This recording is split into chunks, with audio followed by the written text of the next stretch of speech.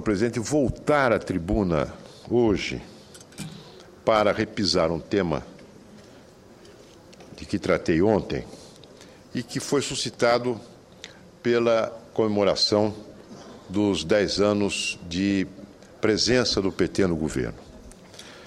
Volto ao tema, senhor presidente, porque confesso a Vossa Excelência o meu constrangimento, o meu dissabor ao ler num dos jornais de hoje uma frase pronunciada pela presidente Dilma Rousseff no discurso pronunciado por ela na festa petista.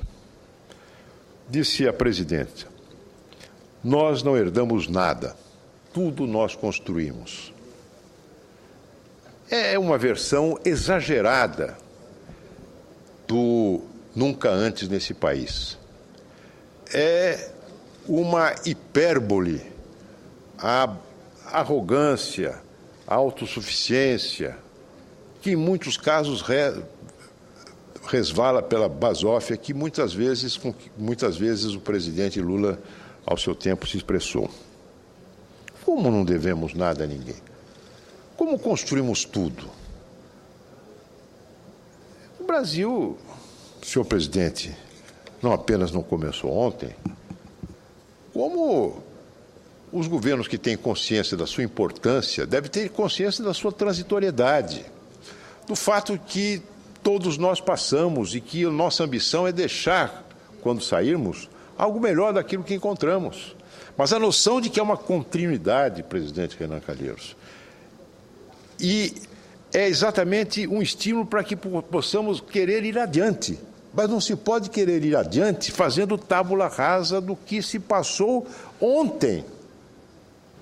Todos se lembram do hino à República. Nós nem cremos que escravos outrora tenha havido em tão nobre país. O hino à República é de 1889.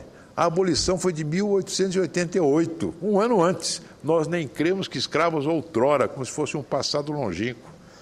Ora, os governos Lula e Dilma devem sim, em primeiro lugar, um esforço coletivo do povo brasileiro para trabalhar, para desenvolver, para criar no campo material, no campo cultural. Quando dissemos o Brasil cresceu, o Brasil fez isso, o Brasil fez aquilo, o governo pode ser parte disso. Muitas vezes o governo atrapalha. E no governo petista muita coisa atrapalhou, como eventualmente no governo do PSDB também. Nós temos que ter a humildade de compreender a transitoriedade e o fato de que nós somos portadores de uma herança. Nós somos portadores de uma herança. Essa herança, evidentemente, tem que ser avaliada. E o povo fez a avaliação no momento em que buscou alternância entre o governo do PSDB e o governo do PT. Mas eu duvido que um cidadão brasileiro minimamente informado não considere algo extremamente positivo o resultado do esforço de todos nós brasileiros para debelar a inflação. Um esforço liderado pelo presidente Itamar e depois pelo presidente Fernando Henrique Cardoso. Quem é o brasileiro que não se angustia com a perspectiva de que a inflação volte? Quem é o brasileiro que lê com tranquilidade os índices de aumento de preços, especialmente dos gêneros de primeira necessidade? Quem é que não valoriza esse aspecto fundamental da herança que o governo do PT recebeu? Imaginem os senhores o que seria o Brasil, hoje, se o PT tivesse chegado ao governo com as ideias que tinha quando o presidente Lula era o espantalho do empresariado brasileiro, antes de que tivesse a lucidez de renegar o seu programa original. Renegar numa carta que circulou, carta aos brasileiros, mas de qualquer maneira Houve uma mudança radical no seu programa. O que seria o Brasil se tivesse chegado ao governo o PT que queria fazer auditoria da dívida externa e da dívida interna? Imaginem os senhores. E se não tivesse antecedê-lo um governo que tivesse aplanado o terreno com o Plano Real, com as privatizações, com as mudanças importantes na relação entre Estado e sociedade, com a consolidação da democracia em nosso país. O Plano Real.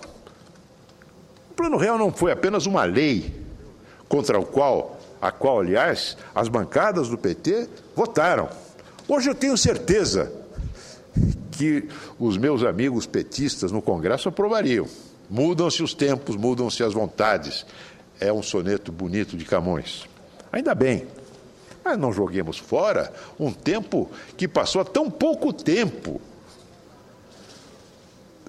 Nós falamos hoje, e o senador Wellington Dias falou da necessidade de revermos os índices de correção da dívida dos estados e municípios. Senhores, o que seria do Brasil se o presidente Fernando Henrique não tivesse tomado a atitude corajosa, de trazer para a União, de federalizar a dívida mobiliária dos estados e de alguns grandes municípios do nosso país? O Brasil estaria hoje inviabilizado. Aí sim, o Haiti seria aqui.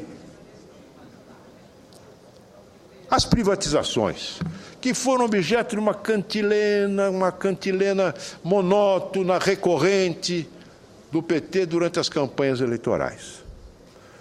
Meus caros colegas, imaginem os senhores se nós poderíamos estar aqui usando um instrumento como esse, que tem telefone, tem imagem, tem internet, se não tivesse havido a mudança profunda no sistema de telecomunicações no Brasil, conduzido no governo Fernando Henrique por Sérgio Moro. Imagine os senhores. Imagine os senhores, falou-se ontem da Vale do Rio Doce, da privatização da Vale, que na época foi apontada, foi demonizada pelo PT como sendo como se fosse a privatização dos minérios brasileiros. Pois bem, houve uma tentativa por iniciativa do deputado Ivan Valente, do PSOL, de convocação de um plebiscito sobre a Vale, se deveria ser reestatizada ou se ela deveria se manter na iniciativa privada. O relator da matéria deste projeto de resolução foi o deputado Josué Guimarães, do Ceará, PT do Ceará. O parecer do deputado Josué Guimarães, que se encontra nos anais da Câmara, é uma peça muitíssimo bem elaborada em defesa da privatização da Vale. Não há negar que a mudança das características societárias da Companhia Vale do Rio Doce foi passo fundamental para estabelecer uma estrutura de governança afinada com as exigências do mercado internacional e que possibilitou extraordinária expansão dos negócios e acesso aos meios gerenciais e mecanismos de financiamento que muito contribuíram para o desempenho dessa companhia e tal.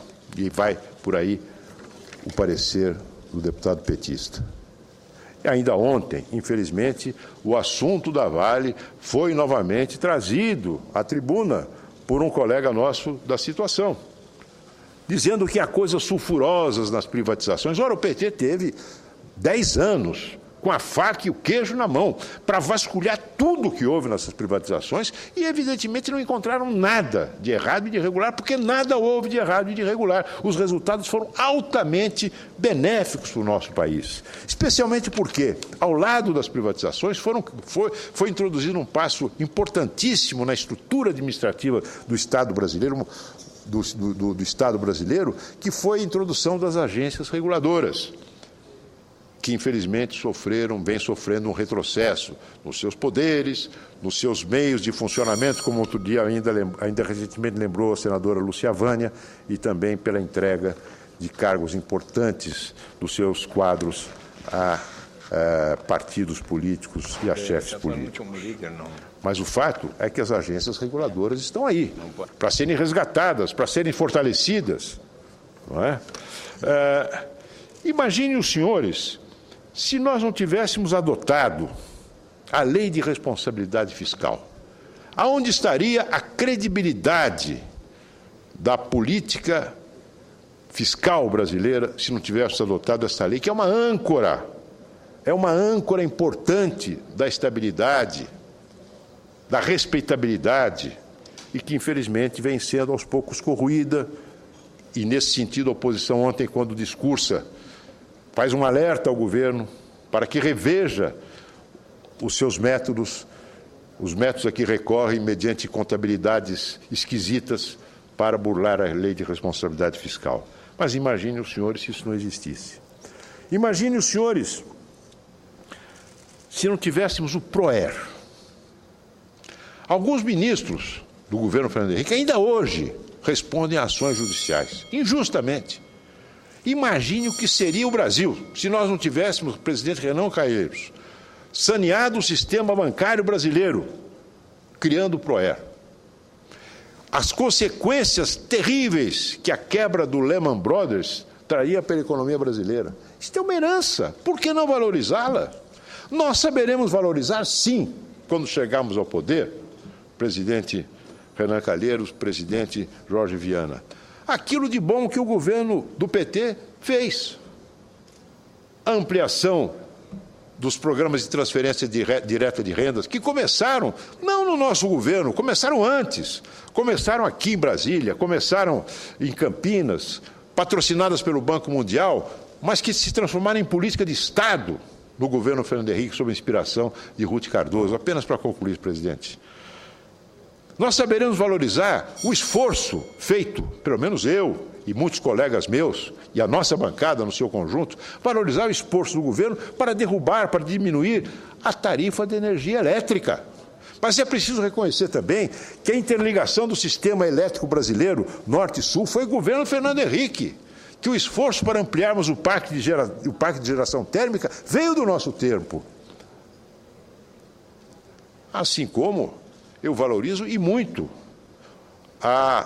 o Pronatec, criado pela presidente Dilma, adotando, aliás, uma ideia lançada pelo meu companheiro José Serra na campanha presidencial. Vejam como as coisas, senhor presidente, como há uma interpenetração de ideias e de iniciativas que não comportam rupturas radicais, não comportam a demonização, não comportam a... Nós somos o povo e eles são os nossos inimigos. A educação nós temos muito o que fazer para avançar, mas é preciso reconhecer que a cultura da avaliação, introduzida por Paulo Renato, abre um caminho extraordinário para a recuperação da qualidade do nosso ensino público. Assim como o Fundeb foi a semente, o Fundef foi a semente benfazeja plantada por Fernando Henrique e cultivada por Lula no seu governo. Há tanta coisa a ser feita na segurança pública. Mas nós criamos o Fundo Nacional de Segurança Pública, e que tem tido suas verbas congeladas, cortadas, mas é um instrumento permanente. Há muito mais que se fazer. Mas eu queria voltar apenas a isto, senhor presidente, me perdoe, apenas no campo político. Não nos esqueçamos, o fato de que tivemos presidentes, Fernando Henrique, Lula, Dilma, que participaram ativamente da luta contra a ditadura e que têm todos um compromisso fundamental, e esta é uma herança que um transmite para outra, que não pode ser renegada, com a estabilidade da democracia, com as regras do jogo. As regras do jogo que não se compadecem com o discurso de Rui Falcão na festa de ontem, quando diz que é preciso criar meios para controle social da imprensa, da mídia. A Comissão da Verdade é filha da Comissão dos Mortos e Desaparecidos. É uma construção coletiva. possamos nós sermos dignos das boas heranças uns dos outros. Desculpe, senhor presidente, eu acabei por estourar em muito tempo com a complacência.